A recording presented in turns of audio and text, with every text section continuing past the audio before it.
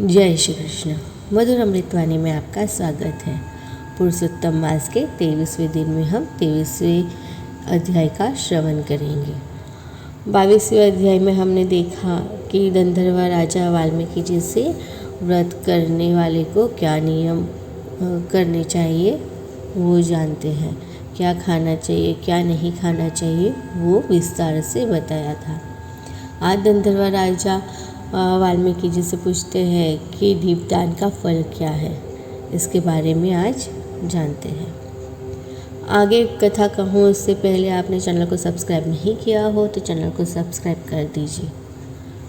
आगे गंधर्व राजा बोले, हे मुनियों में श्रेष्ठ, हे दिनों पर दया करने वाले, श्री पुरुषोत्तम मास में दीपदान का फल क्या है, सो कृपा करके मुझसे कहिए। श्री नारायण बोले, इस प्रकार राजा गंधर्व के पूछने पर अत्यंत प्रसन्न मुनियों में श्रेष्ठ वाल्मीकि मुनि ने हंसते हुए विनीत अत्यंत नम्र राजा गंधर्व से कहा।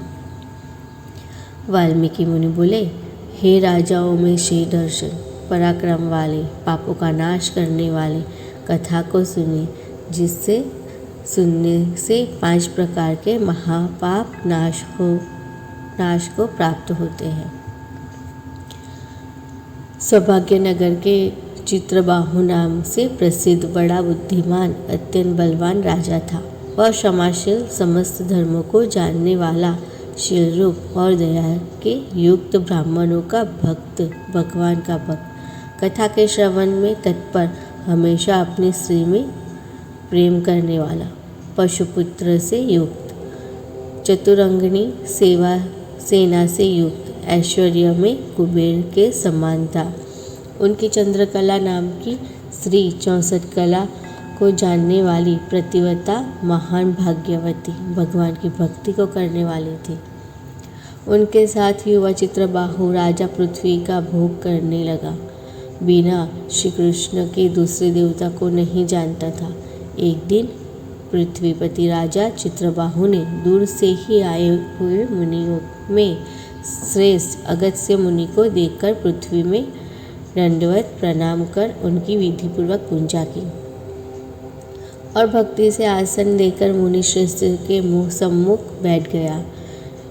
विनय से नम्र होकर मुनि श्रेष्ठ से कहा। राजा बोला, आज मेरा जन्म सफल हुआ, आज मेरा दिन सफल हुआ, आज मेरा राज्य सफल हुआ, आज मेरा गृह सफल हुआ, जो आप श्री कृष्णचंद्र के सेवक आज मेरे गृह में आए हैं। आपसे देखा गया, मैं तापपुंज से मुक्त हो गया।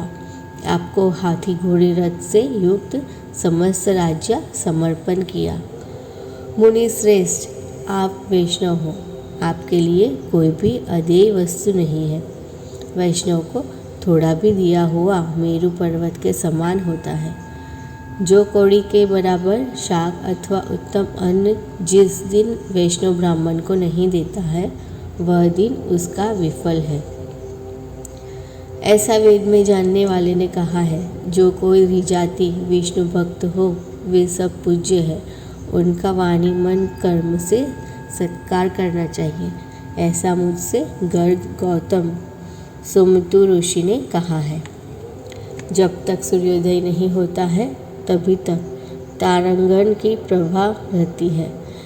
जब तक वैष्णव ब्राह्मण नहीं आता है तभी तक दूसरे ब्राह्मण कहे गए हैं। अगस्त्य मुनि बोले, हे चित्रबाहो, हे महाभाग, हे नृप, इस समय तुम धन्य हो। ये सब प्रजा धन्य है जो तुम वैष्णवों की रक्षा करते हो। जो राज्य वैष्णव का नहीं हो उसके राज्य में वास नहीं करना। शून्य वन में वास करना अच्छा है, परंतु अवैश्वर में राज में रहना अच्छा नहीं है। जिस प्रकार नेत्रहीन शरीर, पतिहीन स्त्री, बिना पड़ा हुआ ब्राह्मण निंद है, वैसे ही वैष्णव रहित देश निंद है। जैसे दांत के बिना हाथी, पंख के बिना पक्षी, दशमी विधान द्वादशी कही गई है, वैसे ही वैष्णव रहित देश है। जैसे कुशा रहित संध्या, तिलहीन तर्पण, वृत्ति के लिए देवता की सेवा है, वैसे ही वैष्णव रहित देश कहा है। जैसे केशों को धारण करने वाली विधवा स्त्री, स्नान रहित व्रत, ब्राह्मणी में गमन करने वाला शुद्ध है, वैसे ही बिना वैष्णव का राष्ट्र नित्य है। जो कृष्ण चंद्र के चरणों का आश्रय करने वाला है, सत्पुरुषों से राजा कहा गया है, उसका राष्ट्र हमेशा वृद्धि को प्राप्त होता है और उसकी प्रजा सुखी होती है। हे राजन, जो मैंने तुमको देखा इसलिए मेरी दृष्टि सफल हुई। भगवत आपके साथ बात करने से आज मेरी वाणी सफल हुई। हे राजन, मेरी आज्ञा से यह राज्य तुमको करना चाहिए।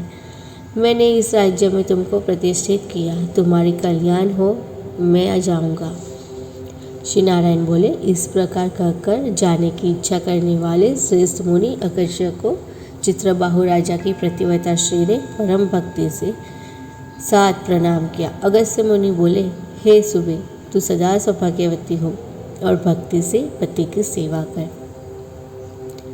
श्री गोपी जन के वल्लभ श्री कृष्णचंद्र में तेरी सदा दर्द भक्ति हो। इस प्रकार आशीर्वाद देते हुए अगस्त्य ऋषि से विनयपूर्वक शीर नवाकर और उज्जली बाल कर चित्रबाहु राजा ने फिर कहा। चित्रबाहु बोला, हे विपेंद्र, यह विपुल लक्ष्मी कैसे हुई? निष्कंठ राज्य कैसे हुआ? यह मेरी स्त्री इतनी पतिव्रता कैसे हुई? और मैंने कौन सा पुण्य किया था? हे विपेंद्र, यह सब मेरे से आप कहिए, मैं आपकी शरण में आया हूँ। हे मुनीश्वर, आप हाथ में स्थित दर्पण के समान सब जानते हो। श्री नारायण बोले, इस प्रकार राजा चित्रबाहु के कहने पर मुनि श्रेष्ठ अगस्त्य एकाग्रचित होकर राजश्रेष्ठ चित्रबाहु से बोला। अगस्त्य मुनि बोले, हे राजन, मैंने तुम्हारे पूर्व जन्म का चरित्र देख लिया है। इतिहास के सहित प्राचीन उस चरित्र को कहता हूँ। सुंदर चमत्कार, पूर्व में शुद्ध जाति में जीव हिंसा करने में तत्पर मणिग्रीव कामधारी तुम हुए। सो तुम नास्तिक, दूसरे चरित्र वाले, दूसरे की स्त्री को हरण करने वाले, दुर्विनी, शिष्टाचार से रहित हुए।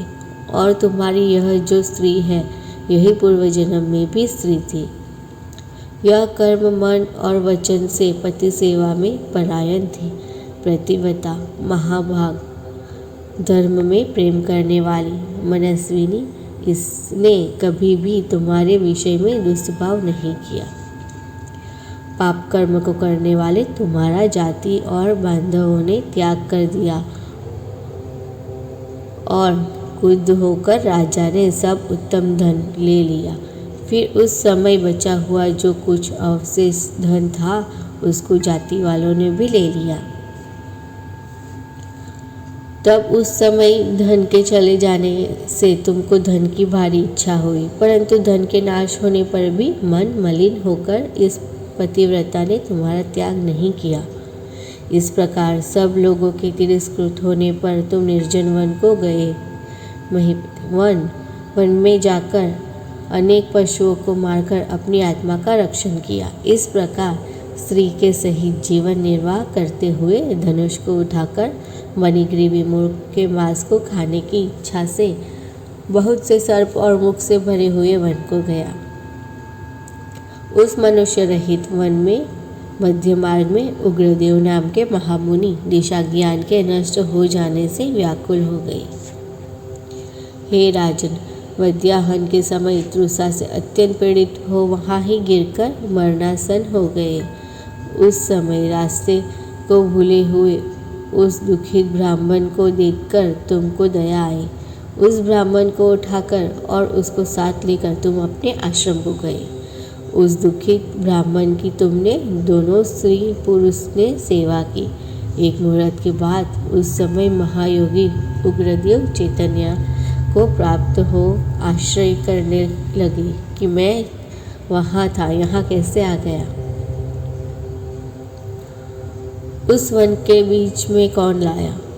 श्री नारायण बोले, मणिग्रीवी ने उस ब्राह्मण से कहा कि यह सुंदर तालाब है, इसमें कमलिनी के पुष्प से सुगंधित शीतल जल है। हे ब्राह्मण, उस शीतल जल में स्नान करके मध्याह्न की क्रिया करके फलाहार करें और सुंदर शीतल जल का पान करें। इस समय मैंने रक्षा की है, आप सुख से विश्राम करें। हे मुनि श्रेष्ठ, आप उठिए और आप कृपा करने के योग्य हैं। अगस्त्य जी बोले, उस समय उग्रदेव ब्राह्मण श्रम रहित सावधान हो मणिग्रीवी का वचन सुनकर तुषा से व्याकुल हो उठा। चित्रबाहु मणिग्रीवी की भुजा पकड़कर वट वृक्ष से शोभित तालाब के तट पर जाकर बैठ गए। वट की छाया में बैठकर क्षण मात्र विश्राम कर स्नान और नित्यक्रम कर वासुदेव भगवान का पूजन किया। देवता पितरों को तर्पण कर सुंदर शीतल जल को पान कर उग्रदेव ब्राह्मण शीघ्र व्रत के मूल भाग में आकर बैठ गए। पत्नी सहित मणिग्रीव ने मुनिश्रेष्ठ उग्रदेव को नमस्कार किया और अतिथि सत्कार करने की इच्छा में विनययुक्त वाणी से बोला। मणिग्रीवी बोला, हे ब्राह्मण, आज मुझको तारने के लिए आप मेरे आश्रम को आए। आपके दर्शन से मेरे पाप तो नष्ट हो गए।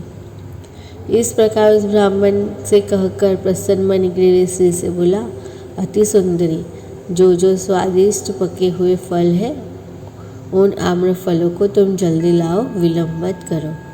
हे सुभाने, और जो कुछ कंद आदि हो उनको भी लाओ। इस प्रकार स्त्री अपने पति के वचन को सुन फलों को और कंदादि को लाकर हर्ष से ब्राह्मण के सामने रखती है। मणिग्रीव फिर मुनिश्रेष्ठ के वचन बोला कि हे ब्राह्मण, इन फलों को ग्रहण कर मुझ स्त्री पुरुष को कृतार्थ करे। उग्रदेव ब्राह्मण बोला, तुमको मैं नहीं जानता हूँ, तुम कौन हो, सो मेरे से कहो। विद्वान ब्राह्मण को चाहिए कि अपरिचित का भोजन नहीं करे। मणिग्रीव बोला, हे द्विजशालु, मैं मणिग्रीव नामक शुद्ध जाति का स्वजनों में जाति वालों से अपने बांधवों से त्यागा हुआ हूँ। इस प्रकार शुद्ध के वचन को सुनकर प्रसन्नता उग्रदेव ने फलों को खाया, बाद जल को पिया। ब्राह्मण को सुख से बैठकर मणिग्रीव उग्रदेव ब्राह्मण के पैरों को अपनी गोद में रखकर दबाता हुआ फिर वचन बोला। मणिग्रीव बोला, हे मुनिश्रेष्ठ, आप कहाँ जाए? इस निर्जन जल रहित हिंसक जंतुओं से भरे दुष्ट वन में कहाँ से आए? उग्रदेव बोला, हे महाभाग, मैं ब्राह्मण हूँ, प्रयाग जाना चाहता हूँ। इस समय रास्ते न जानने के कारण भयंकर वन में चला आया हूँ। उस जगह थकावट और प्यास के कारण क्षण भर में ही मरणासन हो गया। बाद तुमने मेरे को प्राण दिया। हे मणिग्रीव, बोलो तुमको मैं क्या दूँ? हे मणिग्रीव, तुम दोनों स्त्री पुरुष ने किस दुख के कारण मन में आश्रय लिया है, उस दुख को मुझसे कहो, मैं उस दुख को दूर करूँगा।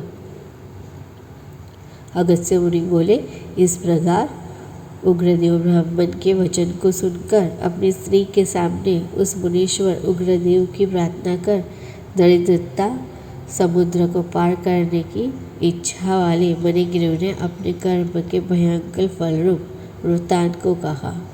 इति श्री 23वां अध्याय संपूर्ण। कथा जारी रहेगी मधुर अमृतवाणी के साथ बने रहिए। जय श्री कृष्ण।